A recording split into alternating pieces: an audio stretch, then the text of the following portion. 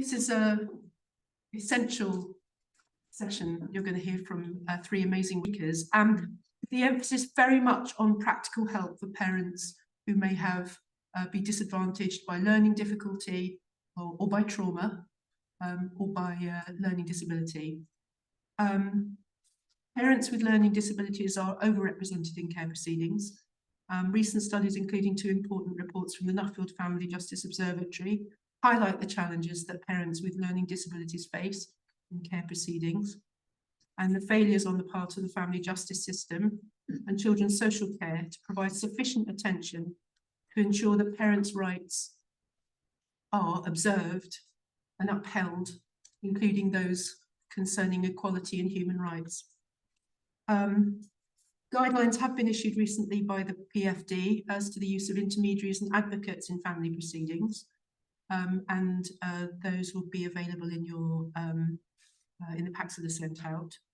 But this seminar aims to do something different, which is to address how practitioners can best represent parents with learning disabilities or learning difficulties at the earliest stage, trying to avoid proceedings if possible, and to ensure that if proceedings and assessments have to take place, that they're done on a fair basis. First speaker is Amanda Meusz. Many of you know her already. Winner of the Family Law Case of the Year 2022. I'm not going to spend a lot of time talking about all the amazing things she does because we'd be here all day, but I just want you to know that Amanda is a groundbreaker and a disruptor in family law, because she is the architect of practical ways, practical strategies for ensuring equal access to justice for parents and children, families where disability poses an obstacle to accessing justice and accessing fair hearing and keeping families together. So Amanda's going to speak to you for about 20 minutes. Take it away, Amanda. Thank you, everyone. I would like people to ask questions as we go along rather than at the end have some sort of interaction. I think it's really important that all practitioners in the field, so not just people like me who represent parents on a regular basis, are aware of the challenges that parents with learning disabilities or difficulties face, because local authority lawyers, those who regularly represent children, are all involved in the process. They are on all kinds of questions, and they are involved in assessing the evidence. So it's important that everybody, all practitioners, all lawyers, are fully aware of the challenges that these parents face.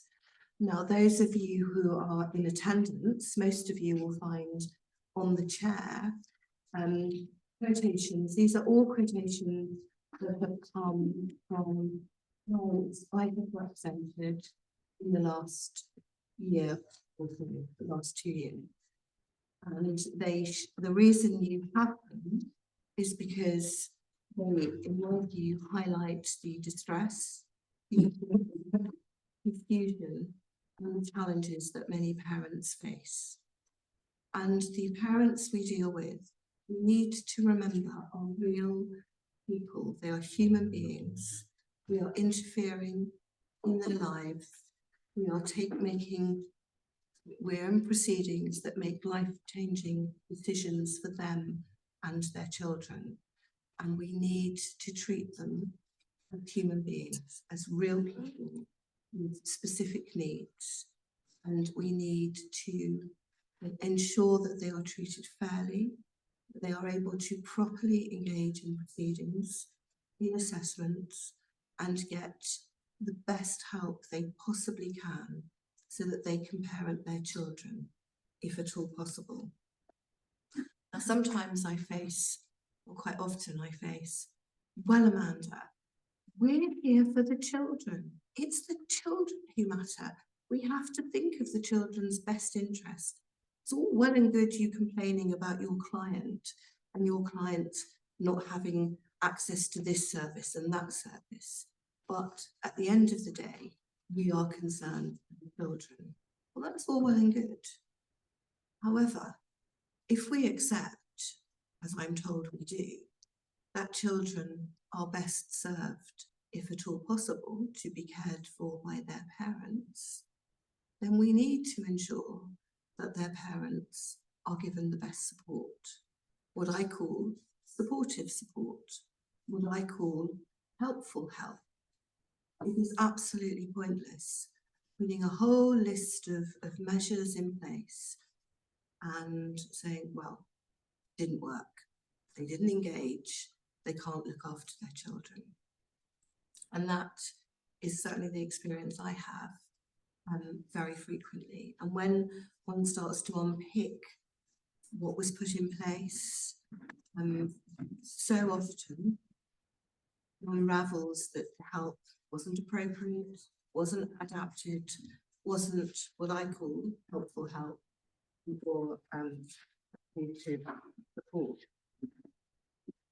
And I'm going to quote John Bowlby, who some of us will know as the father of attachment theory. And one of the things that he said, if we care about our children, we must cherish parents. That's sort of my starting point. I think we should remember that children's rights and parents' rights are not mutually exclusive. And Amanda has already outlined the reports from the Nuffield Family Justice Observatory.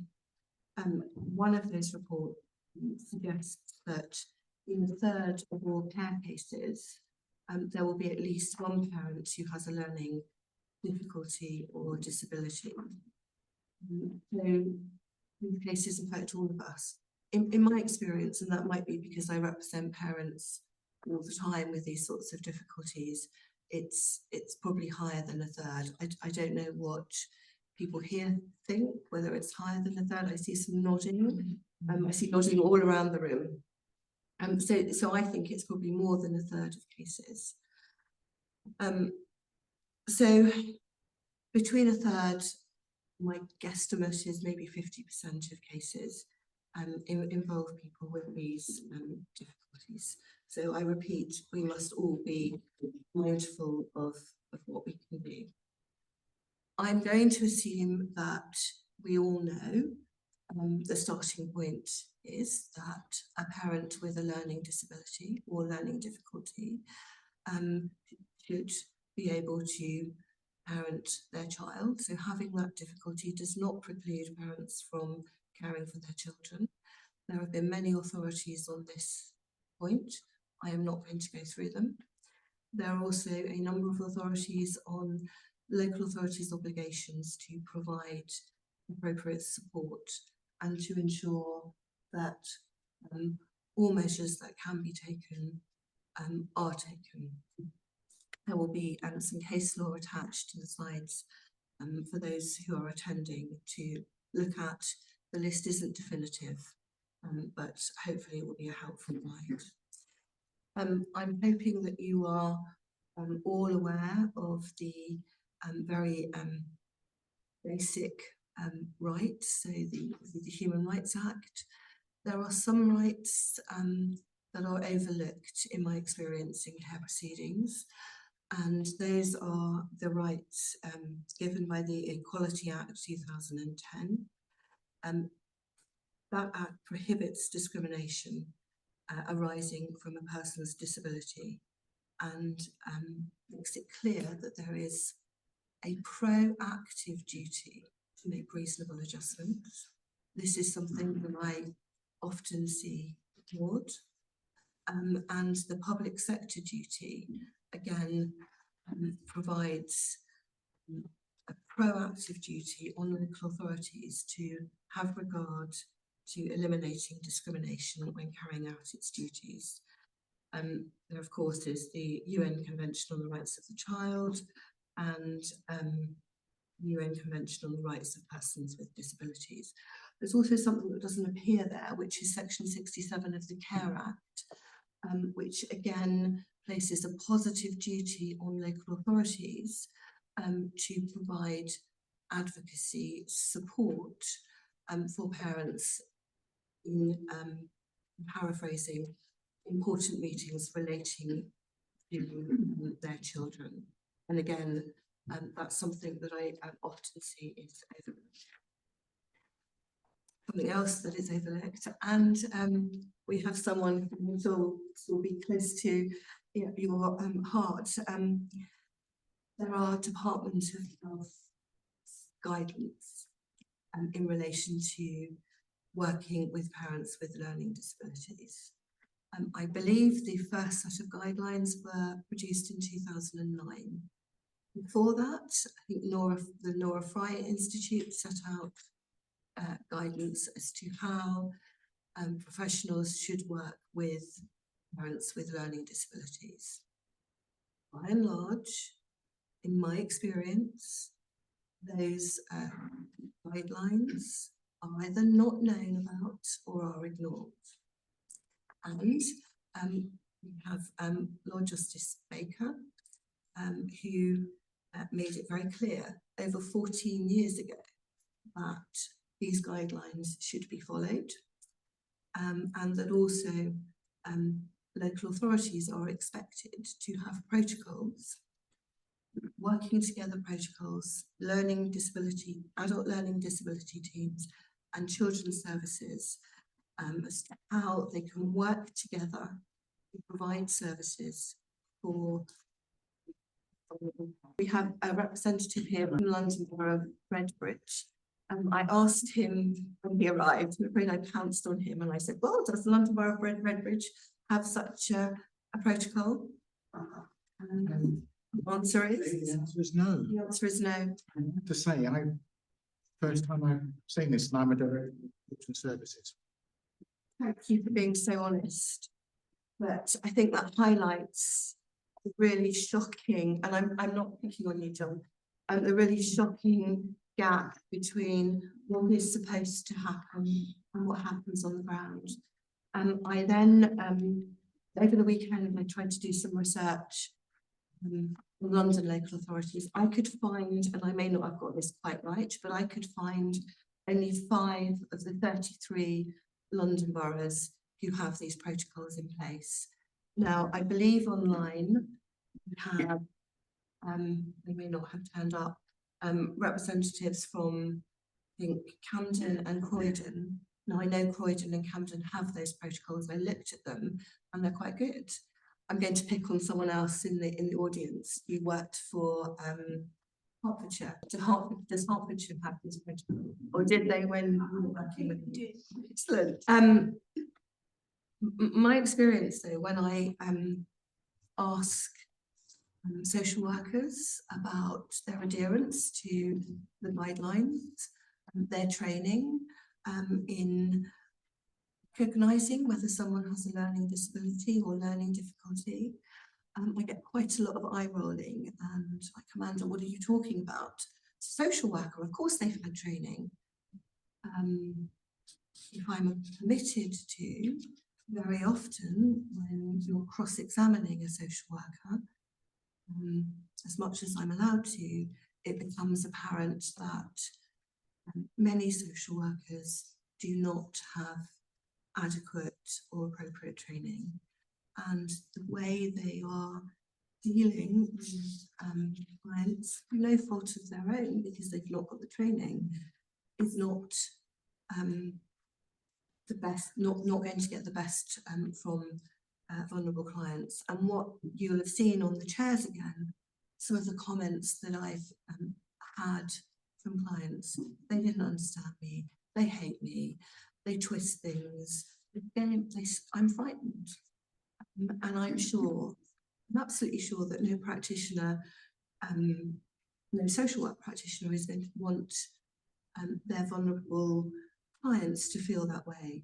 But that is so often the way clients experience children's social workers and children's social care. You will all need to be very well aware of the family proceedings rules, which I'm sure you are. Family Proceedings Rule 1, the overriding objective, Part 3A and 3AA. I'm not going to take you through those rules because I'm going to assume that you know them and that you refer to them on a regular basis when you're asking for assessments and when you're identifying vulnerability. One other great tool that is, again, in my experience, overlooked are the Advocates Gateway Toolkits. We are now told that we are required as family practitioners to familiarise ourselves with Toolkit 13. I would suggest that we familiarise ourselves with a number of the other toolkits. There are specific toolkits, toolkit number 4, which deals with learning disabilities. There is a whole host of wealth of suggestions and material there that will assist you when trying to identify clients with learning disabilities or difficulties and how best to help them and what sort of things you should be asking for. And there are also specific toolkits relating to those who have autism. Toolkit number 2 sets out practical guidance, which is also really useful. And toolkit number 5 relates to persons with whom they have hidden disabilities. And they provide a wealth of information, and I will ask them. I'm going to assume that everybody is aware of the Equal Treatment Bench guide, so I'm going to whiz through. What you may not be aware of are the definitions and the different definitions of learning disability and learning difficulty. What I tend to see, and I don't know whether this chimes with those listening and those here, is that there tends to be reference to the Weschler, and I'm going to come on to that in a moment, IQ test and cognitive testing. There is rarely reference to the definition as endorsed by the Health and Social Care Act, or as defined in Public Health England, and I've set it out. So a learning disability is significantly reduced ability to understand new or complex information, to learn new skills with a reduced ability to cope independently, which started before adulthood. Learning difficulty was defined by Public Health England, the reduced intellectual ability for a specific form of learning. This includes conditions such as dyslexia, dyspraxia, and ADHD. There is no reference in the definition to IQ scores. An overall score of less than 70 is considered an indicator, but not a predictor of a learning difficulty. And I bet I have some feedback. My experience is that you will have your cognitive test, it will come back borderline IQ 70, borderline no learning disability. And what happens then? Am I right? Is that your general experience? And then what happens is that a person's needs are overlooked because they don't fit the eligibility criteria. And what my very clever friend Amanda Weston reminded me of is that the Department of Health guideline is really clear that the eligibility criteria should not be applied by the adult learning disability team when a parent is at risk of losing their child or their children. So all these cases that you get where you're told parents are not entitled to extra support because their IQ is 70 or above, not entitled to support. Would it be fair to say that's unlawful? certainly judicially reviewable. I've got some comments about that at the end. Okay. I'd just like to know how many of you were aware of that. But really important that we as practitioners know this, because we can at an early stage be advocating for our clients. I've moved on to the Weston IQ test. Again, my understanding is that this test is beginning to be questioned, the usefulness is beginning to be questioned in academic circles, certainly. Although psychologists, when they come to court, will say this is the gold standard test, this is the best test available. The difficulty with the Weston IQ test is that these tests are usually undertaken, and psychologists will tell you that they are at pains to make a client comfortable, to make sure they've had something to drink, something to eat, that all the rules have been explained to them, that they are in a familiar place, very often their solicitor's office. So the score is likely to be different to the score they would attain if the tests were undertaken in a more hostile environment. And I'm afraid that our clients find, working with social workers, a hostile environment. And we know that there is an intertwinement between the individual and the environment, and when changing the environment, an IQ score is likely to change with them. This is something that, again, is not really highlighted in my experience in court. You get IQ test 70, no learning disability, they don't really need much by way of extra help or adaptations. So really important to have, to be aware of those shortcomings. Really important to be aware of those shortcomings for those solicitors who are involved in the PLO process, so that the right questions can be asked when cognitive assessments, for example, are being suggested. Really important, I put here that advocacy services are made available as early as possible stage. We know that learning disabilities and difficulties are identified really late. Birch et al. Found that in 75% of cases, learning disabilities or difficulties were identified when the case reached court. That's too late. It's much too late. PLO is not effective. If this happens, the assessments that have been undertaken are likely not to have been adapted to a person's needs. The parent's needs will not have been known. The help will not be helpful help or supportive support. And everyone working, all the professionals, including us as lawyers, need to have an understanding of a parent's need from the outset, from as early a stage as possible. What I often get is, I think I've already said this, I won't repeat it, we've done everything we can. We've tried this intervention, that intervention, we've had early help, we've had this organisation, that organisation, didn't work.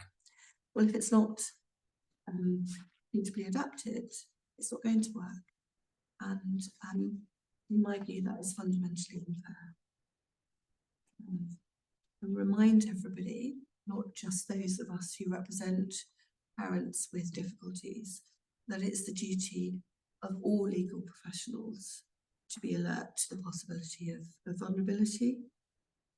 That includes learning disabilities and learning difficulties. So local authority lawyers, children's lawyers. And what then to look for? It can be really tricky because people with difficulties are really good at masking those difficulties, especially those who have been through the education system when they've been bullied, who have encountered professionals and authorities who have frightened them. So they will do their very best to mask difficulties. They will tell you they understand when they don't. So I'd suggest that you are alert to the possibility. Going back to third half of all cases, my estimate, half of all cases where parents have learning difficulties or disabilities. So, do they have difficulty reading and writing? Can they, do they keep asking you the same questions? Do they not understand what you're saying? So think at a really early stage, could this client have a learning difficulty, and try and get an assessment. And for those involved in the PLA, do it at that point. Don't wait for proceedings. And when you're asking for assessments in the PLO process, ask the right questions. Don't just say, please could we have a cognitive assessment? Do the Weschler, let's see if they hit 70 or above. Ask how professionals dealing with your client can best adapt their way of working to meet your client's needs. Don't ask initially what a client's level of insight is, understanding, or the local authorities' concerns are. Because if they have an unidentified learning disability or learning difficulty, it's pretty likely that they're not going to understand all of the local authorities' concerns, and presented with the concept of insight and engagement, they are likely, in my experience, to feel overwhelmed. As I say, in terms of identifying need, the Law Societies produce really useful guidance. The Advocates Gateway Toolkits produce useful guidance. Go to them. And I'd suggest that you really do not silo vulnerability. Clients with learning disabilities or difficulties are likely to have other vulnerabilities. They are some of the most disadvantaged people in society. They are also likely to have experienced trauma. Their dealings with services, their dealings with the education system, I've already said this, are likely to have left them feeling scared and traumatized. They are likely to have experienced discrimination and hostility in the world at large. And the other thing I'd say is, don't be fooled by the fact that your client has a job. They work. I'm making this up, that they and I don't mean the disrespect to anybody, but if they have a job in Sainsbury's, or they have a job as a delivery person, that, or they can get on buses, and that they seemingly function seemingly reasonably well, because learning how to function and to do a job, to deliver packages, is not the same as being able to understand what on earth is going on in this child protection process. I have had clients cross-examined on the basis that, well, the delivery wasn't a delivery driver, but worked on a delivery van and was able to pick up boxes and put the boxes in the right place at the other end of the delivery. He was functionally illiterate. It was also put to him that his reading couldn't be that bad because he was able to make orders for cannabis and cocaine. That doesn't mean he didn't have a learning disability. So please, do be alert to all of those difficulties. Acquaint yourself with the concept of the cloak of competence. I've already referred to that. If anyone needs to find it in an authority, it's there in written. And you will all know that most parents, or many parents with difficulties, will not realise when they don't understand. And I'd ask you all to acquaint yourself with the window of tolerance and the Handbrake model. I'm not going to take you through these now. those of you who've come to the trauma-informed training will have seen the videos on the window of tolerance and trauma responses. But what you should know, so the zone of tolerance is the green zone in the middle, and that's when clients are best able to function. They are regulated, they are present, they are able to give instructions, they are able to tell you their story.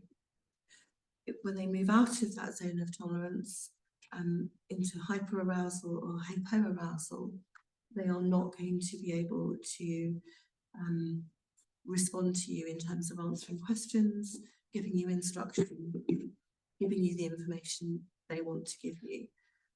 Someone with a learning disability or difficulty is likely to have a narrower window of tolerance, so they are more likely to become frustrated when they don't understand or they become overwhelmed.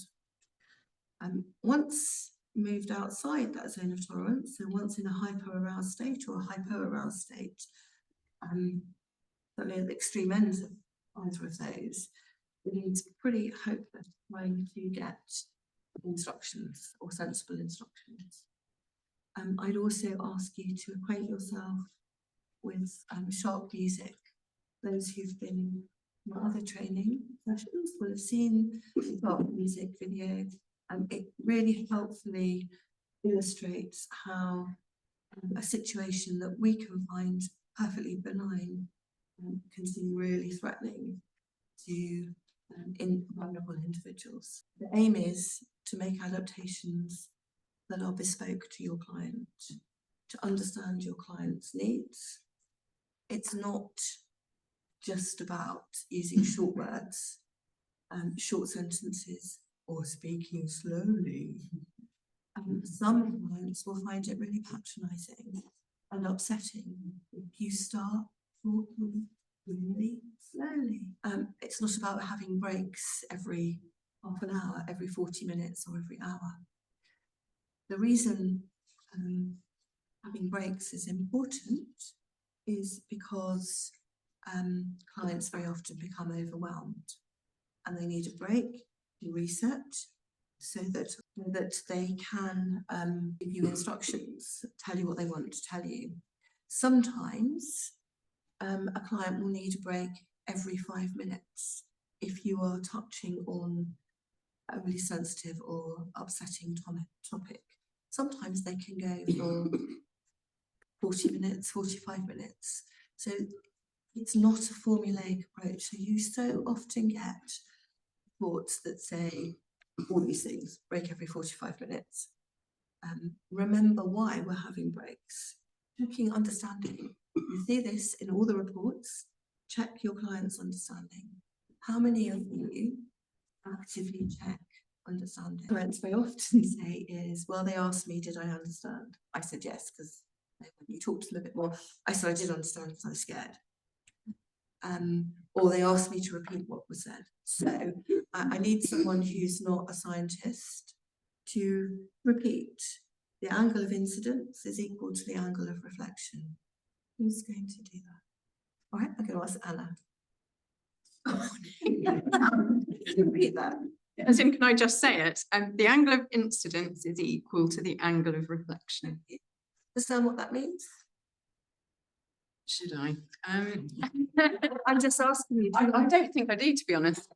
A little diagram might help you understand more. I'm not going to go into the science bit, but simply asking someone to repeat what has been said, not equate to understanding your physical state. But I'm just put that up as a illustration. There we are. Put all this parenting assessment. Make sure your parenting assessment, when it's set up, is fit for purpose. So PAMS assessments and parent assessments are supposed to assess the level of need, put training in place, and then reassess. You don't always get that. I haven't got time to go through any more of that. We now have the President's guidance. It's all set out in the slide. I'm not going to take you through it. I'm assuming that you know what the guidance is. What I am going to suggest is, when you've done all the work that I have pointed you to at the beginning. So trying to work out what your client's needs are. If you think that an intermediary assessment is required, ask for one, justify it. Don't just say you think they've got a learning need or they're vulnerable. Set out why you think it's necessary. And ask, if you get permission to do that, ask the intermediary to assess,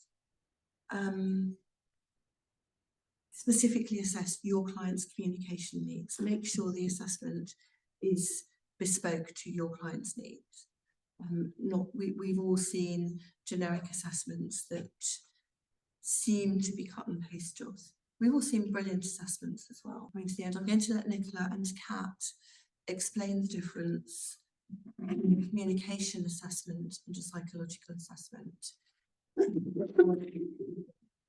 The psychologists are not always able to produce communication assessments, and that's what we're looking for. That's what we are. That's what we want. We want our clients to be able to participate in the proceedings, and that is why we're asking for the assessments. There are lots of practical things that you can do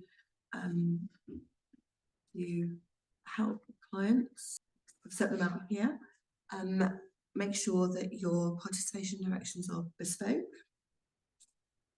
Make sure you have a ground rules hearing. It doesn't have to be a completely separate hearing, but make sure that you set out the ground rules and, as I say, that they're bespoke. One of the things that I so often hear is, well, lawyers can do their job. You know what you're doing, Amanda. You can tell the court when your client's not understanding. So I'm just going to ask you all, I won't know how to play this. Anisha, can you play this? I want you all to just engage, bear with me a little bit. The monkey business illusion. People know this. Count how many times the players wearing white pass the ball.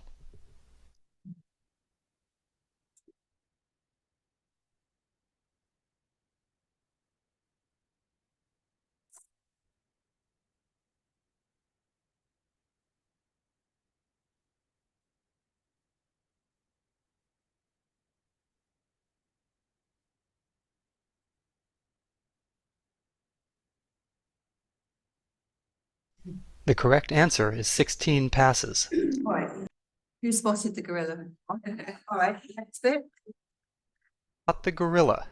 For people who haven't seen or heard about a video like this before, about half miss the gorilla. If you knew about the gorilla, you probably saw it. But did you notice the curtain changing color or the player on the black team leaving the game? Let's rewind and watch it again. Notice. Here comes the gorilla, and there goes a player, and the curtain is changing from red to gold.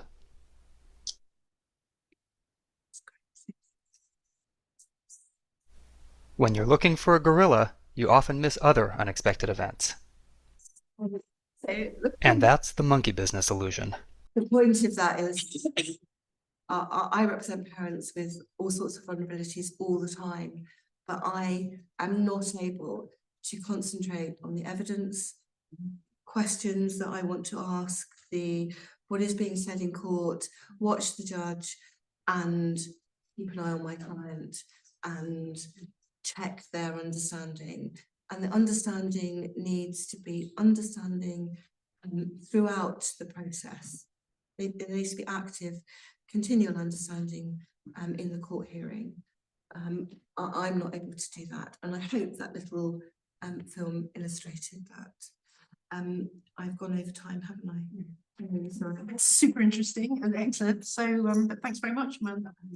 And here's Kat Edwards, advocate and manager of the Elfrida Society, who works on community advocacy projects, consultation work, all aimed at supporting people with learning disabilities.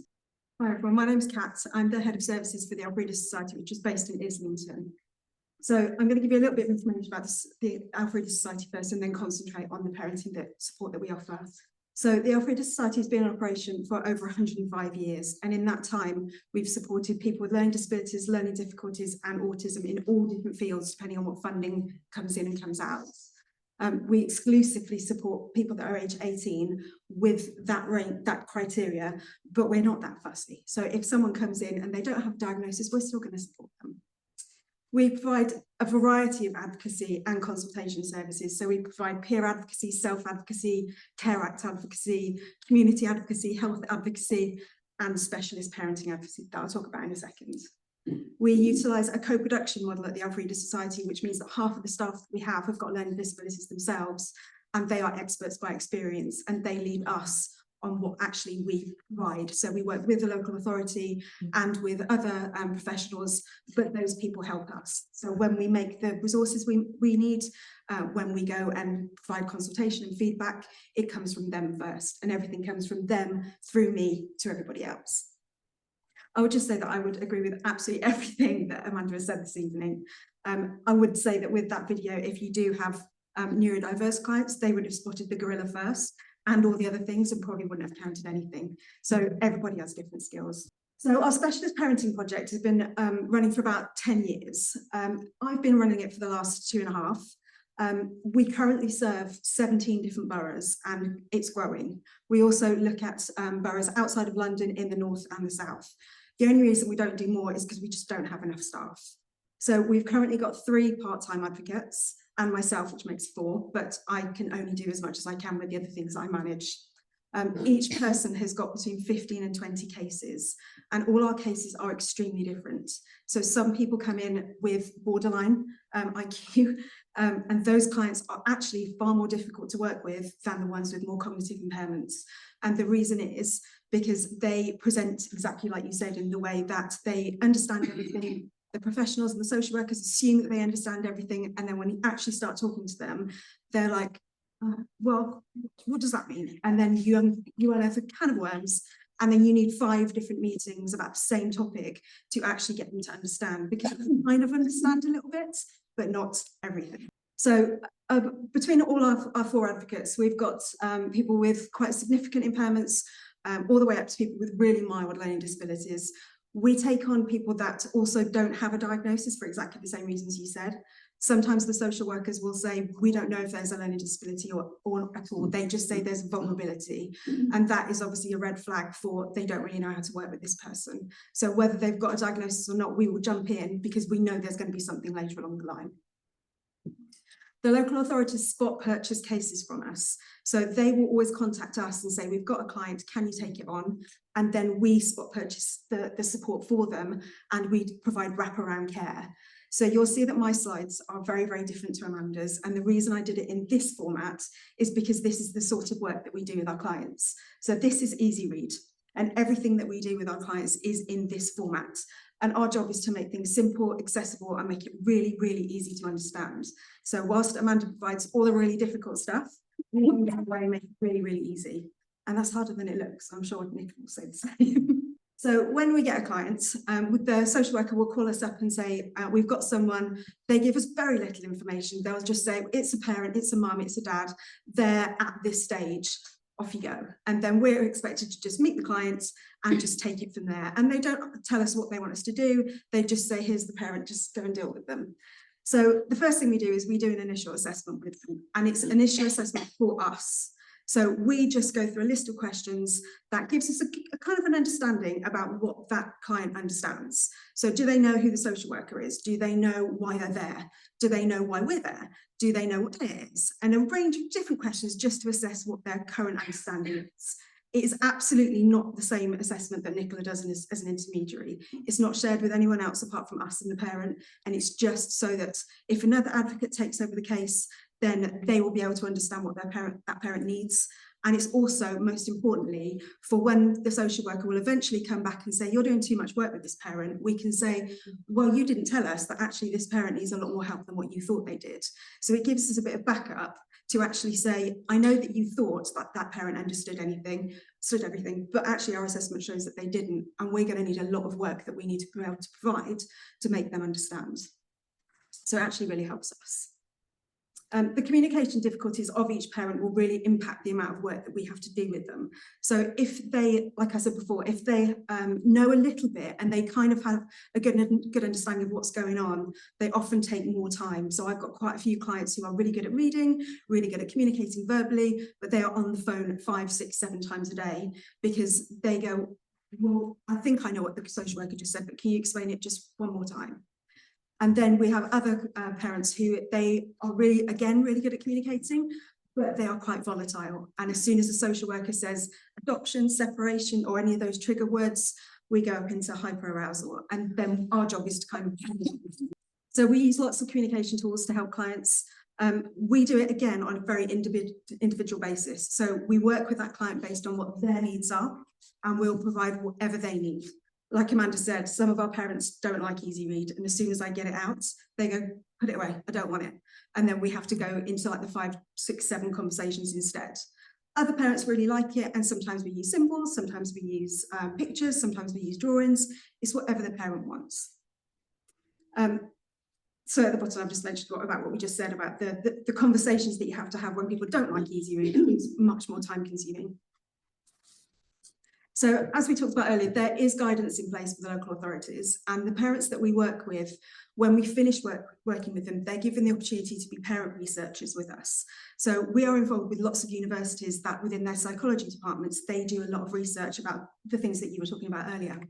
And so the parents are actually involved in providing that research and then coming up with the outcomes. So all the ones you mentioned earlier with Bristol, our parents were involved in that, and they gave the feedback that you've seen on the chairs. Those are mine. So the need for an advocate is really, really important, but actually we can't force a local authority to do it. We can only say, we really, really think you should.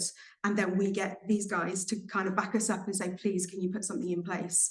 But we can't force them. So the point at which a referral comes into us can really, really differ depending on how good the local authority is. So sometimes they will contact us when the parent is in the child in need stages. Sometimes it will be literally the week before the final hearing and we have no idea what's going to happen. We just get the case and we just deal with whatever comes in. So in a second, I'll explain to you what we do at each stage because it's really different. So the earlier we pick up the case, the more we can do, obviously. When we're left to the week before, we're firefighting, whereas at the very early stage, we can do a lot more work to support. When the cases are given late, I've had 3 recently where we've literally dropped in at the last moment and then I've found the case and I've realised that actually the social worker hasn't been communicating properly. They haven't been doing this, this and this that Amanda was talking about. And I've had to go back to the legal team and say, hold on a second, these are all the problems that we need to face before we go into the final hearing. And the legal team have just been like tearing their hair out because they have no idea. So the social workers need to be a little bit more responsible for how they communicate with people. And often they don't, and it causes a lot more problems. That is one of the reasons why as an advocate, we're often the most unpopular person in the room because we're there to only support the parent. I don't care what the social worker is saying, I don't care what anybody else is saying, I'm just there to support that parent. And if somebody is doing something that isn't helping that parent, I'm going to stand up and shout really loudly for them. So that does upset people, but that is kind of part of our job. So this is referrals at the early stage. So when a parent comes in and they are at child in need or child protection, that is really, really helpful for us because it means that we can do some signposting, we can get more professionals involved, we can get more support in place like parenting courses and that kind of thing. And we can identify exactly what the needs of the parent is really, really quickly. And we can kind of wrap around the support very, very easily. The main job at this point is to establish a really good rapport with that parent because, like we said earlier, a lot of the professionals they've worked with have caused them a lot of trauma. They're really scared and they don't want to work with them. So we try and come in, explain what everybody does. We say, it's a really good idea to work with your social worker. I'm here to support you. And we provide that reassurance and that guidance. And a lot of our parents, I would say about 70%, are on their second and third baby that has been taken away. So they've gone through the first trauma, then the second trauma, and they just keep having babies to replace the ones they've lost. And so the more you get cases like that, the worse the trauma is when you get to it at the end, because they've been through it so many times. We're also able to make sure the parent has got time to make the positive changes. So when you've got a long time before the final hearing, you can do a lot of work with them. You can talk to them, you can spend time with them, and you can really see what their parenting is like and give them some advice and some guidance. And it's a really nice relationship that we can have with them. When we get to the middle stage, that's when we're kind of in dodgy territory. So this is where we are able to explain to the parents what is going on, why we're where we are, and try and find out what they understand about why we're in these, like in the PLO proceedings. So they've probably been told, but they might not understand, or they're just kind of a bit lost in the whole process. They don't really know who the people are involved. And they're just hearing we're going to court. And then they view the EastEnders courtroom and all the things that go along with that, with the judge and the wigs and the jury. And we have to kind of unpick all that and say, no, it's not really like that. So it's a lot about finding out what they understand and then giving them really clear, easy read information about what's going to happen next. We also go through the paperwork with them. So whatever paperwork they have on file or what the legal team is sending over, we'll go through that. We'll either read it with them or we'll make easy read copies. And we'll make sure that that parent understands as much as they can about each document. Sometimes some documents are just not worth going through, and both between us and the solicitors, we decide which ones are the most important ones for them to go through, because when you've got this many documents, there are some that are just not worth it. At this point, the most important thing is to stabilise the often fractured relationship with the social worker. And at this middle stage, when they've given them that letter of intent, that's when the relationship with the social worker is just broken down. Nobody wants to talk to them.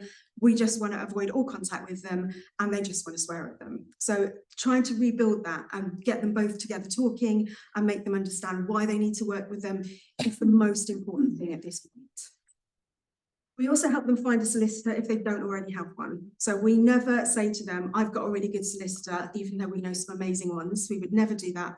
We give them a list and we say, go and call them, get a vibe from who you like, come back to me, tell me, and then we'll get the situation moving. So we provide a list that the local authority give us, and then we give them our own list as well. And then we kind of let them get on with it. And then we come back and then we make contact with that solicitor and make friends with them so that they can give information to us, and we can kind of help them all the way along the journey afterwards. We're also present in any legal meetings, and we respond to the documents if the parents ask us to. So sometimes if they don't want to respond to anything, we can do it on their behalf with their consent. We don't do that unless we really, really have to, but sometimes the parents are so anxious, it's probably best. And then we work towards getting them to be a bit more empowered and independent. Referrals at the late stage are literally a nightmare, because at this point you are firefighting and managing that because they've had no support up to this point.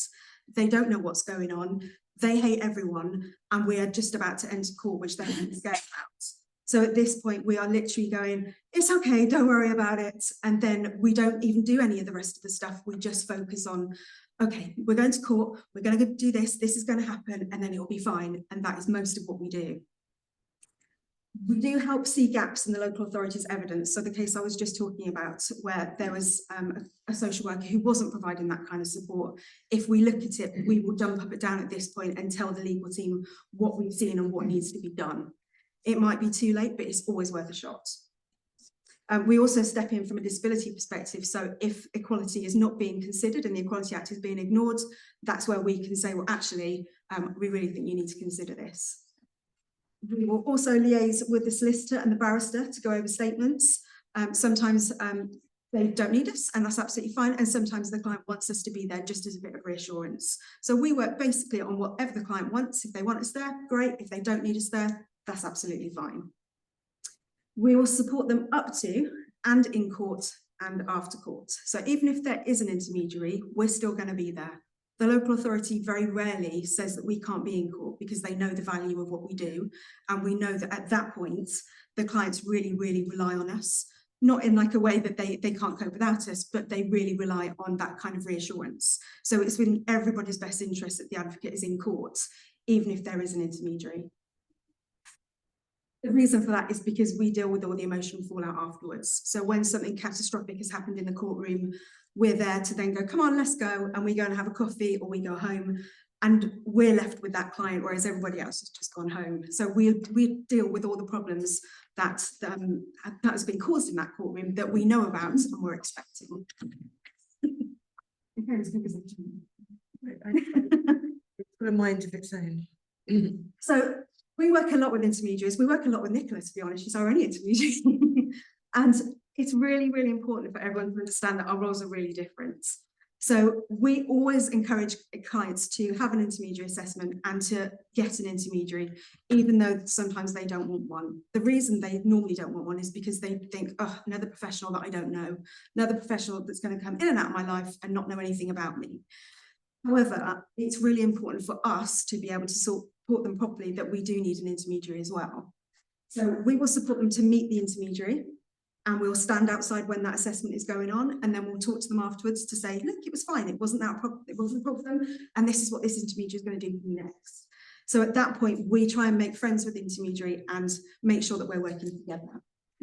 We can be present in the meetings if we need to, and sometimes clients really want that, but if they don't need us there, we won't be there. That's absolutely fine. We do support parents when we are working with an intermediary going into court, because the very worst thing that happens and the very first thing that happens when we enter court is we go through security. And security is the place that causes all the problems, because the security staff are not very well trained in working with people with learning disabilities, and they will agitate them and cause grief and upset them. And by the time that we've gone through security and we've got to the intermediary, they're up here.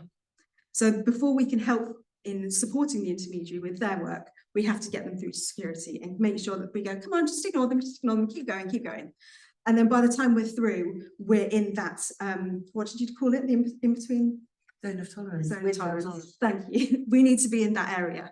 And in order for us to get there, to get to the intermediary, we need to manage all the other things around them first. So we try and support the intermediary and ensure communication is managed by them. So when we get to court, there is supposed to be, and we try really hard to do this, a point where we say, right, it's your job, you go and take over, and we sit back. And it's probably the best part of the court hearing, because we don't have to do anything. We can just observe, we can just make sure that the client understands, we can chip in when we've got a little bit of experience that might help.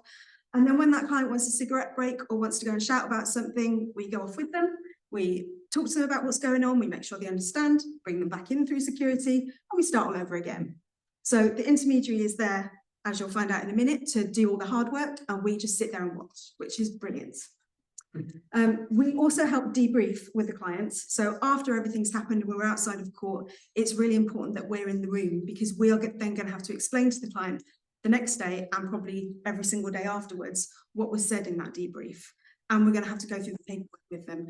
So it's really important that we can listen and understand and chat with the legal team to really understand it ourselves, to then be able to explain it. Sometimes when an intermediary assessment has been denied, or when the judge has said on occasions, we don't need an intermediary, you can just do it. We have been kind of put in a position where we have been kind of dumped with the idea of being an intermediary. And obviously we can't do that. It's not helpful for the clients or for us if we don't have the skills of an intermediary to be there as well. So what is expected of an advocate is to do all the things, but we don't have their skills. So we always try and encourage that to not happen, and we will always ask for an intermediary to be there wherever possible. But it is becoming quite difficult when the judge doesn't really understand what the involved are, and we're kind of put in a position where we can't really argue, and then we have to deal with it afterwards. When we are in that position, we do our absolute best, but we are muddling through, and we will do as much as we can. But like it says at the bottom, the level of support that you get when an intermediary is there from the advocate will depend on that advocate's skills. I've got a really extensive background in learning disabilities, and I completely get what the intermediaries do. I never try to do that, but I understand it. Whereas some of our advocates have got backgrounds in DV or in other things, and they wouldn't be able to do that. So it would be a really inconsistent service if we were to just step in. So it's not something that we try to do or we want to do, but sometimes we're kind of forced to do it. And what we can do in that situation is literally put our hand up, intervene, and do the bare minimum, and it's not helpful. So we try not to cross over the work of the intermediaries. Sometimes it does happen naturally because of personalities, but we try to complement it rather than go against it. There is a break in our role, so that during court, like I said, we step back, we leave the job to the intermediary, and then we step back in when it's necessary. We're there to provide the emotional support and the familiarity that that parent needs, because we work with that client for probably weeks on end. We know everything about their life. We know all their little secrets that they don't want anyone else to know. We know their triggers. We know their behaviours. We know what's going to set them up, and we know how to calm them down. So whilst the intermediary can support them with the actual practical stuff, we can go, oh, she's about to blow, let's get her out, and we'll go with her to do that. And that's not something the intermediary can do. So we need each other. We take instruction from the client at every point. So if the client says to me, actually, I've got an intermediary, I really like the intermediary, I don't need you in court today. Great, that's brilliant, because that's empowering that parent to do that by themselves. And we don't want to be a service that people rely on us, because eventually we're going to walk away and they're not going to have us. So if there's an opportunity for us to not be there, we will absolutely take it. But if they want us to, and we know that they're really vulnerable, or they're really anxious, or there's a lot of trauma going on, we will be there for whatever they need, and we will do what they ask. We can support parents with a variety of communication techniques and easy read. And you can see this is easy read. This is how it should be, with the pictures on the left, the writing on the right, really simple words, making it as clear and as less stressful as possible. But we don't do a communication assessment. So this is what we do. When the intermediaries have done all the bit in the courtroom, we'll go away and we'll make this, and that will be the document that we talk about with that client afterwards. That is everything that Elfrida does. Thanks very much, Kat. Now we're going to hear from Nicola Lewis, who's a registered intermediary with the Intermediary Cooperative. Actually, registered intermediary doesn't even touch on it, more like superstar intermediary. Whose work has definitely influenced other intermediaries, and the Intermediary Cooperative is a fantastic organisation. Not for profit. Well, that is no comment. So she continues to work as a mediator, also with a special interest in child inclusive mediation. Take it away, Nicola. Thank you, Amanda. What a lovely introduction. I will come again. Thank you for hosting this event at Garden Court Chambers. It's absolutely fantastic to share the work. Totally acknowledge that Amanda has really placed this well. A lot of you will have the professional skills and understand the things that she's talking about, but she can always illuminate it really fantastically, because she has such an excellent understanding of working with clients with vulnerabilities. That's the world's best advocate, and I love her. She's really fantastic with vulnerable clients, and we work really well together. And that's one of the messages really I wanted to convey today, which is it's all about collaboration and how we put our roles together. The advocate, the barrister, the advocate, and the intermediary. That is the dream team for a lot of people. I'm not going to go on too much about what an intermediary is, because hopefully most people will know. But essentially the difference between what Kat does and what I do is I'm an impartial communications specialist. So I don't work for the client. I'm neutral, and I'm appointed by the court. And I stand squarely between the vulnerable person and the justice professionals who need the assistance to come together and understand each other. So it's about two-way communication, and it's not just about a vulnerable person understanding the justice professional. And I can't remember which judge it was who said it's not about vulnerable people bringing their standard of understanding up, but it's about us adapting to their needs. Intermediaries do work to a code of ethics and a code of practice. We have a contract in place with HMCTS. And so we do have standards that we have to adhere to. We're not rogue, roaming randoms. We've got this lovely flip book tick, which is available through our website, that gives you a bit more information about the intermediary role. But I've pulled out the main page that I thought would be of interest to you, which is instances where an intermediary may be required, where an individual has problems with their literacy, where they struggle with their speech, where they have a background requiring additional support. So that's your kind of potential trauma issues or mental health issues, where they have difficulty regulating their emotions, difficulty understanding, experience challenges with attention, listening, and concentration, and they might have trouble explaining things. Nowhere in that list you'll see is a requirement for a tag or a label. And at the end of the day, what we do as intermediaries is we have to assess that vulnerable person in front of us. And we have to work out what they find difficult in terms of communication and also what their strengths are. And we have to try and help to make recommendations that will enable justice professionals to work with them to get best evidence and to be able to, for them to understand what's going on in court. So that's a really quick gallop through. I've tried to keep that brief because I was hoping to keep the focus on changes and the kinds of things that we're dealing with at the coalface theme. But if anyone has more questions about the work we do. So can I ask you to clarify, because this is often we would seem to, where people say, well, we've got the psychological assessment, that's all we need. We don't need an intermediary assessment. So what's the difference? Yeah, so the difference, Amanda's asking about the difference between the psychological assessment, any sort of cognitive assessment, and the work that we do. I think you named it first of all by saying the psychs do a formal assessment based on a set of criteria. They don't assess functional communication, and they don't come from the perspective of an experienced, skilled communication professional. I can cite any number of intermediaries within our cooperative who've worked for 15 years in the NHS, who run departments, people who specialise in motor neuron disease, who will give you very specific information. We're not talking about their whole mental health, their whole, the whole picture about a parent being able to parent in that environment. We're only talking as an intermediary about functional communication and what's required within the court environment.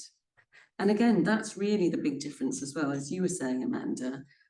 It's very different assessing somebody in fairly neutral circumstances. So I say neutral, it's probably not great going off and meeting an expert within the context of family court proceedings, but it's very different being in court. All the triggers, all the things that are going on. You may be sitting next to the guy who unfortunately has been domestically violent towards you through a lot of your relationship. You may well have people in the courtroom, like the social worker, who you actually cannot stand. You also are going to be put in front of, I won't call you a firing squad, but you know what I mean. You're going to be asked lots of questions by lots of people. So the levels at which you will be interacting will have other levels of things on top. For example, could be very heightened anxiety, could be trauma triggers, complete and utter things that you're talking about going on in that family proceedings, will be the things quite often that have caused the traumatic reaction in the first place. So psychologists and the people who do the cognitive assessments, they're not in court. They're not assessing within a court environment. And I know actually, Amanda, one of your cases, you challenged an assessment because you said to that expert, you've written about this person in terms of their everyday functioning. But what about if you put them in the courtroom? And actually that guy said, you're totally right. You're totally right. In the courtroom, it's actually a different story. And I can't really comment on that. So that's our job. I took a comment from a colleague of mine who also said I should say, you don't need the assessment by the psychologist or whoever in order to get an intermediary. You do our own functional communication assessment. It doesn't have to be one after the other. And apparently we're cheaper. I don't know about that. We're all about the money these days, aren't we? So yeah, it's about the in-court environment and the functional communication assessment. And to be fair as well, Amanda, sometimes I've read reports, I don't agree with what that person has said. And they'll quite often be doing an assessment on a phone or a device. And it'll say, oh, so-and-so can read. And when I do my functional test about their levels of literacy, do you know what? They can't read. The other way around. They can't read. And actually, there we are, embarrassingly, quite happily reading, writing notes. It all needs to be checked. Sorry, I didn't really talk to this slide. So the President's guidance on the work we do, a lot of you will be aware that there was a Court of Appeal exciting decision this week that looked at some of the tests that have been imposed on judges in terms of guidance and case law as to when an intermediary would be needed. I guess the point that I was hoping to make to you is that actually for us as intermediaries, there is no change. When I say that, that's because I as an intermediary will assess somebody's communication and I will make recommendations according to their need. If they don't need an intermediary, I'm not going to go. I mean, it would be ridiculous. So we only really recommend intermediaries where we consider there is a necessity. We know that there are problems for solicitors getting the court to authorise the assessment of the intermediary. And again, Amanda's identified the problem. How do you know what somebody needs if you can't have a communication assessment? And is it fair on judges to expect them to make decisions without intermediary assessments? These are all things that have kind of been slightly introduced by the President's guidance. And the President talks about gathering evidence and a more investigative process. Amanda's given you a slide with some really helpful pointers about how to gather information. And of course, thinking about and any other supporter or family member, that's a really good starting place as well to find out what people's needs might be. Speak to Kat. Clues in assessments, for example, psychological assessments, obviously we'll be looking at them, and further professional input, like what Amanda did when she said, you know, come on, you've done this assessment based on parenting, but what about put that person in court? We've got a communication needs tool on our website that's just got some very basic questions that you could be asking that might help to guide you about whether or not an assessment could be required. And there's this intriguing concept which the President has introduced called a preliminary assessment. An intermediary preliminary assessment doesn't actually exist. There's no funding on our contract to do a preliminary assessment. However, some intermediaries will pro bono potentially do an online meeting or have a conversation with the client if we have relationships, and we're happy to do that. But it's a case-by-case basis, really. Sorry, I'll just go back. So preliminary assessment that the President mentioned doesn't exist, but if you approach friendly intermediaries, they may be able to get you across the line by speaking to the client and giving an initial impression. What we will do, this weirdy pre-assessment thing, some people might, we assess communication, make recommendations, and then deliver the communication services required, just the ones that are required. If I think Kat has got it and she's going to be able to explain all the pre-proceeding stuff, and it's really important that we now as intermediaries address when is required. In conference, in interim hearings, just for evidence, throughout the whole hearing and judgment and beyond. The interim hearings thing, again, there's going to be substantive procedural matters which are going to be discussed. And there might be other hearings which are just quite simply timetabling. So we need to nuance where we recommend an intermediary is required. And just the point that Amanda and Kat have both made, everyone's different. Everyone's got strengths and weaknesses. And there is the issue of masking. Quite often, I'll meet people who, if you talk to them in day-to-day conversation, spot on, fantastic, great. You start digging a little bit deeper, you wave around the threshold and you ask them to read a sentence or two of that. We're in a different place. And my job is not to embarrass people professionally, but just to say, look, people like you and me, we don't do this every day. So we're not used to this language, but I can help you with that. I put in this little exercise. I'm not going to take you right through it, but the idea about this is I can tell you about Snuffles, and he's a dog event. He really likes to spend his time catty-posting and underhanding. So if I say to you, what is Snuffles? I think you can tell me, right? What is Snuffles? Well, he's a dog event, isn't he? What does he like to spend his time doing? It's mainly catty-posting, oh, and underhanding. That's the world, the person with a learning disability.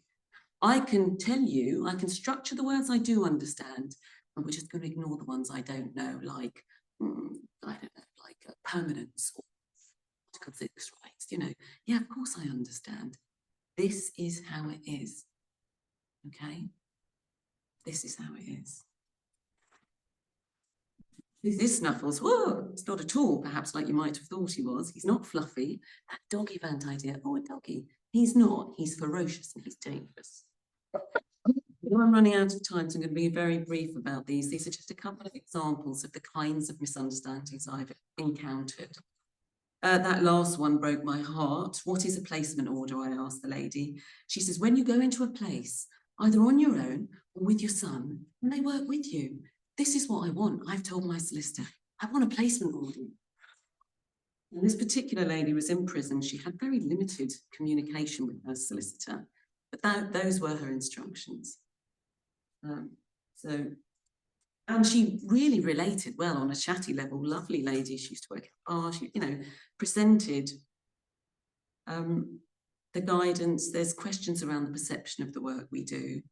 And I've got to be honest, in the past, there has been variable quality of communication specialists, and there is a costs issue, and we all need to be mindful of costs. But I'm here to talk about what we do. This is just a kind of example. You've seen Cat's Easy Read. This is the kind of thing that I've done with a father with, who was functionally illiterate.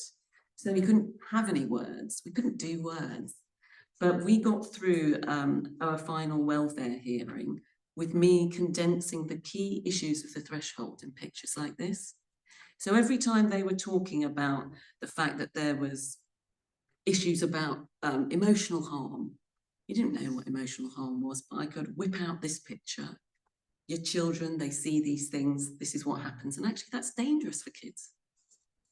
But this is the level at which we operate, and this is all the stuff that those judges unfortunately never see. Simple, simplified things like, all those huge fact findings, risk of harm, did you do it, or actually did you not stop it happening? That's often the basic question, isn't it? Did you harm the child, or did you not prevent the harm taking place? I don't understand that a lot of the time. And this is just a kind of picture that I've done for a child in a very complex fact finding, not a child, obviously, sorry, mother, where there was a whole list of injuries. This is just one page of the list of injuries. Obviously, I've changed it to protect the innocent. And this is a mad thing, just showing again a very complex case with a child who was brain injured, and those red blobs were the hemorrhaging bits, and there was stuff about water and a gap, and I'm simplifying it even for myself. But in terms of the medical evidence, it was not accessible to anybody. But with this drawing, we got through. What we do and what judges see, it's the old iceberg. The judge through. There's a whole load of stuff that we'll do in advance.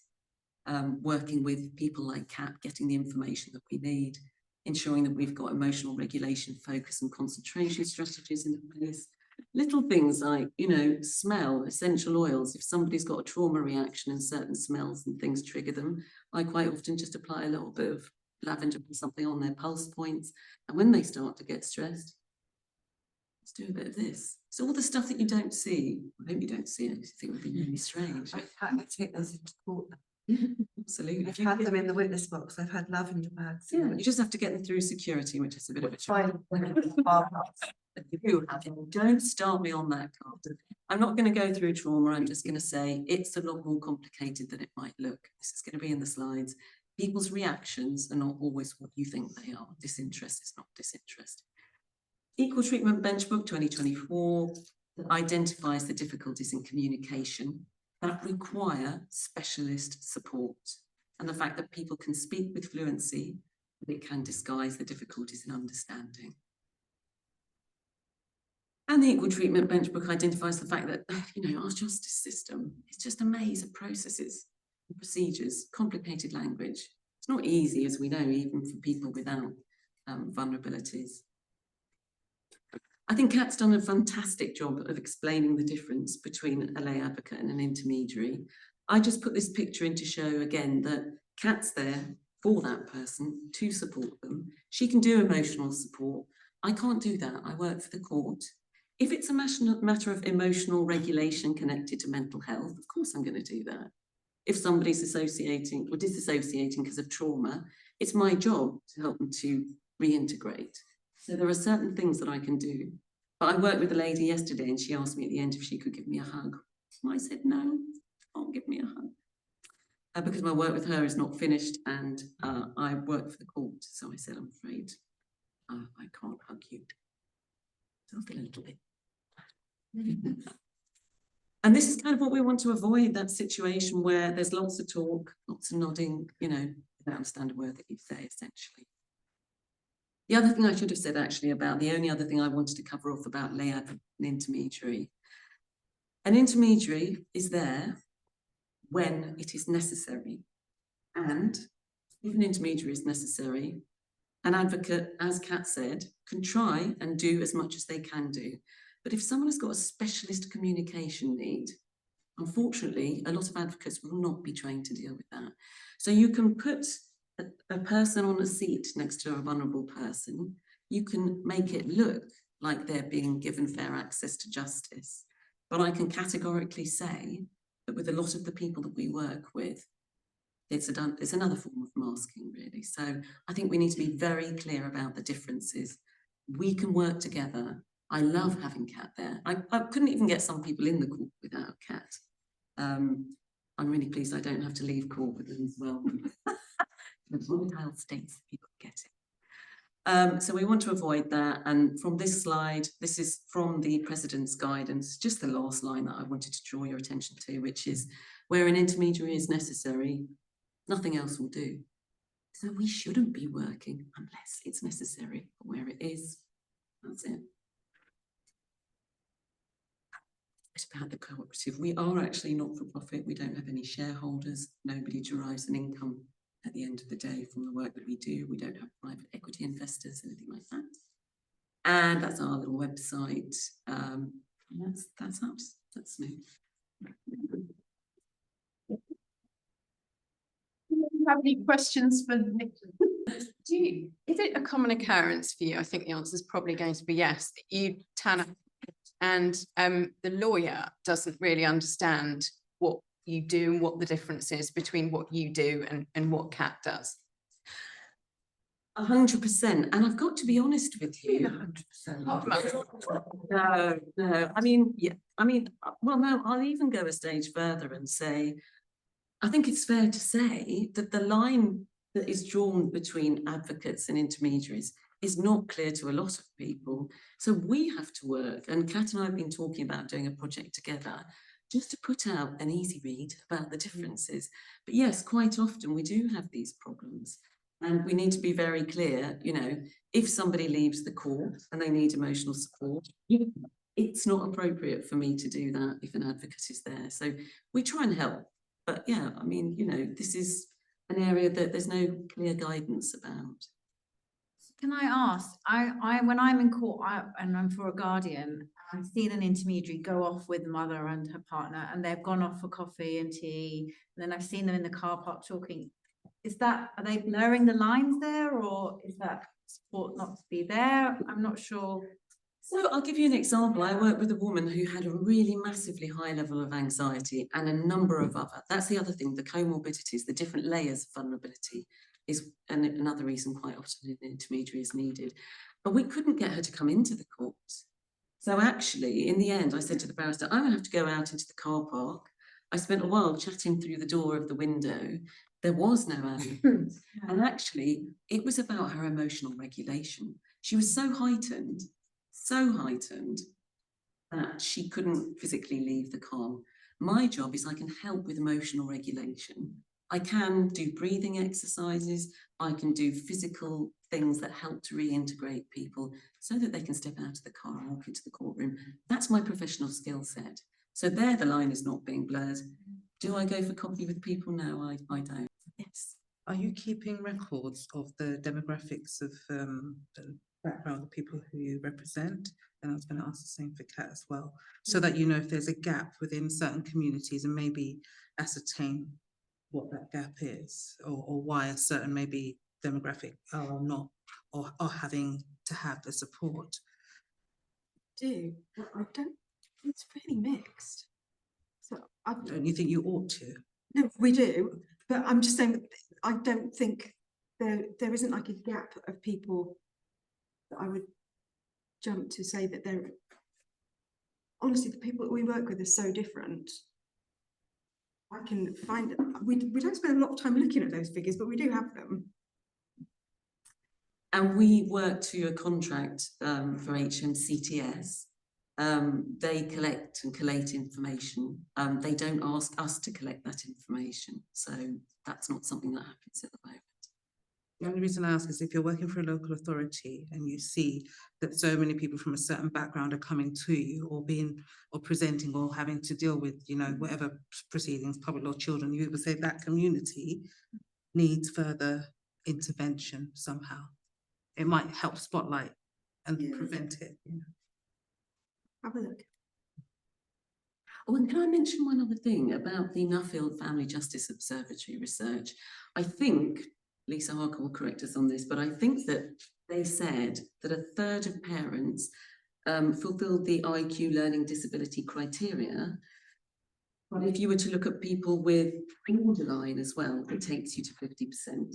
And of course, we're operating with borderline a lot because borderline is quite often where people also have communication needs, particularly if led on mental health conditions, trauma, and all the other things. And as Kat says, it's the most, it's often the trickiest client group to deal with because they instantly understand what. Absolutely. And it takes quite a lot of work with them to actually get to the sort of baseline level and then to actually get those real instructions. 100%, and that's the doggy-vant again, you know, they can doggy-vant till the cows come home. It's only when you actually say, what does a doggy-vant look like? But also, there are huge difficulties with, I find, with everyone else in the case when you've got somebody who is borderline, because I just repeatedly get people saying, they don't have a learning disability, they don't have learning difficulty. And so they think they don't have to make any adaptation. Just got to go back to labels. Labels don't define communication difficulties and differences. You know, the number of times we work with people who have undiagnosed conditions, we would not, but they're quite clear that there's something else going on. All we do is work with the person in front of us and their specific needs. How important do you think continuity is? Because that's what you get with the intermediary experiences with intermediaries. You get somebody different each time. They come from different parts of the country. They're staying in hotels or whatnot, and so it's very useful if you have continuity and that intermediary actually knows something about the case as well as about the person as well. But we almost never get it. Well, 100%. What I can say is that the intermediary cooperative we set up, most of us were registered intermediaries initially, where you have to continue to work with the person. And one of our main points is that we do our best, and I would say most of the time we succeed in delivering continuity. So I only assess someone if I can do the court dates. So my first question is, what are the dates? And if I can't do the dates, I pass it on to another colleague. It's unusual. There are 4 service providers who hold the contract, who are companies, and there are about 12 individuals. There is a requirement in the contract that we try and ensure continuity, but we make it one of our basic provisions that we don't take work if we can't offer continuity. Obviously, if the day before the judge says we want an intermediary for 6 weeks, we're going to have to scramble around a bit and do what we can. But I completely agree with you. It's the connection that Kat was talking about, the rapport building. A lot of our work, we almost need the permission of the person to do. So putting in place that relationship is key. Yeah, I mean, you may do it, but the other companies who do provide intermediaries, most of them do not.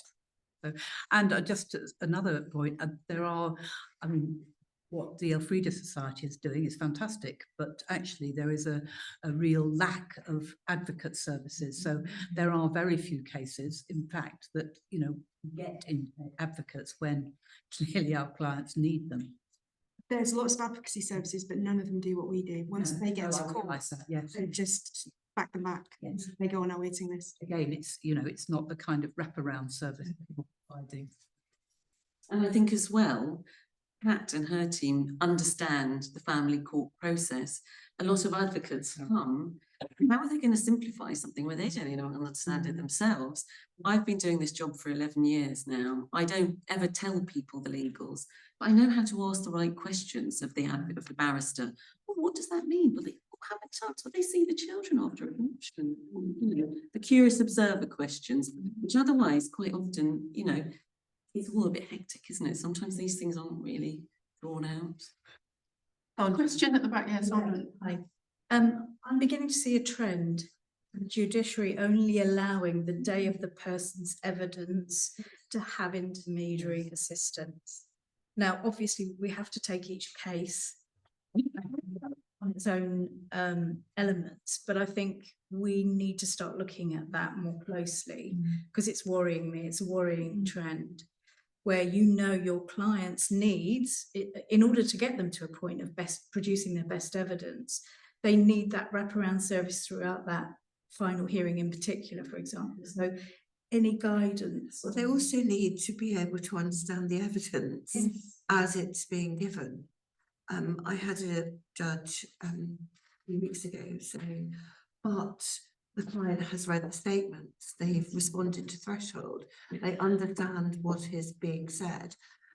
They have prepared statements, that they had gone through the evidence with their solicitor in the solicitor's office. That's a different But process. that's not the same as sitting in court in the hostile environment where they've already gone through the security system, which we all forget how traumatic that can be. So clients who have experienced trauma, clients who have experienced sexual assault or domestic abuse, who are then prodded like this by security guards, and who can't get to find their lawyers and the courtroom. I think Kat said, by the time they find you are already up here.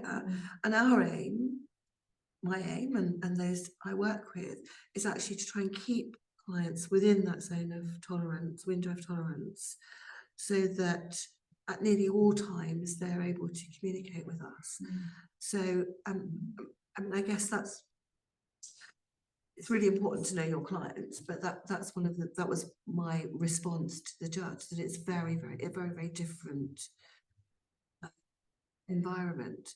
But it's, for us as lawyers, we need to have a better understanding of our clients, of their communication difficulties, of what a learning disability, of what a learning difficulty is, of what trauma is, and how it impacts on our clients, and be more trauma responsive. Yeah, sorry, but also I think we need to understand how to interpret an intermediary assessment much more keenly, but also I think it's crucial to understand the difference between a communication specialist and an advocate. And a psychologist as well. Psychologist. We as intermediaries also need to work harder now because of this change that has occurred since the President's guidance. So now in my report, I will be very clear about what the necessity is. I include a section addressing all the leave and considerations. Will short sentences do? You know, can Amanda do it all? But also why evidence only is not sufficient. And for a lot of the people that I work with, speaking is not the problem, it's the understanding. So if my functional communication assessment explains that point well enough, then hopefully the judge will understand that you may not even barely, you may not need me. If I help you with the questions, you may not need me that much in evidence. But can you give evidence about something if you haven't understood the case? I don't actually know the answer to that question. I always assume not. I don't know. Yes. I just wanted to add a bit of a positive comment, actually, because I worked with Amanda. I'm an intermediary, by the way, work for TIC, and I worked with Amanda a couple of weeks ago, and we actually had an amazing judge in that case, who embraced the work of the intermediary from the beginning, was incredibly sort of inclusive, and Lily's here as well, hi, and actually did something that I've not seen happen before. She asked if she could write the judgment for the young woman who in the proceedings, and send it to me before it went to her, to simplify, to put into language that she understood. Obviously, I'm not really involved in the legal stuff, but and I made something like 10 or 11 suggestions, which she adopted wholesale, and it went to the young woman like that, which I thought was absolutely fantastic. And I think that was the sort of best of practice. That's what we're supposed to do. That's what the President said we should be doing in one of his addresses in 2023, that our post-judgment or judgment should be in a simplified form. That judgment is just coming out for reporting, so we was just sent out today. But she was fantastic, wasn't she? She was fantastic, and the point of it is that for an incredibly vulnerable young woman who'd had a very difficult experience, the result wasn't what she wanted, but she understood it to the best of her ability, and she had something that she could take away and hold on to, and that was, you know, that was. There was another thing with that case. The client we had in front of us didn't bear much resemblance to the client, to the psychological assessment. I mean, she did have huge vulnerabilities and difficulties, but the psychological assessment wasn't that helpful in terms of her needs and actually how she was, what all her needs actually. But and the other thing in that case, so we hear time and time again from judges, from other practitioners, oh, we all know what to do, we're all professionals, we've all read the toolkits, we've all read the President's guidance, we've got the participation directions. Within, 5 minutes of the hearing, they were immediately not adhering, the other lawyers, to the participation directions. So there was one specific participation direction. We called the client by her name, Miss X, because she found being called the mother really traumatizing and triggering. And everyone agreed that she would be called Miss X within minutes. It was the mother.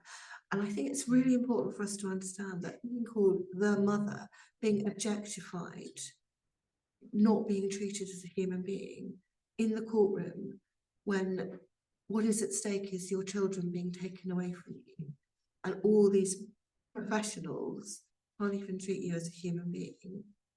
And I think it's maybe easier for us to not realise the impact of what we're doing if we're just thinking about a mother rather than this actually quite amazing young woman who'd been through so much.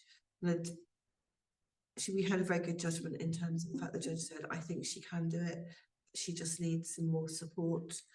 But that's not where we were at the beginning of the proceedings. At the beginning of the proceedings, she hasn't done this, she hasn't done that, she hasn't done the other, she hasn't engaged, whatever that means. So whilst the outcome wasn't actually what she wanted, there was a pathway for her. Absolutely. Thank you, Jo. Intermediary lady. Well, if there are no more questions, I'd like to say thank you so much personally for improving my knowledge base about all these matters and hearing everyone's experience. And we'd like to express our gratitude in a long way.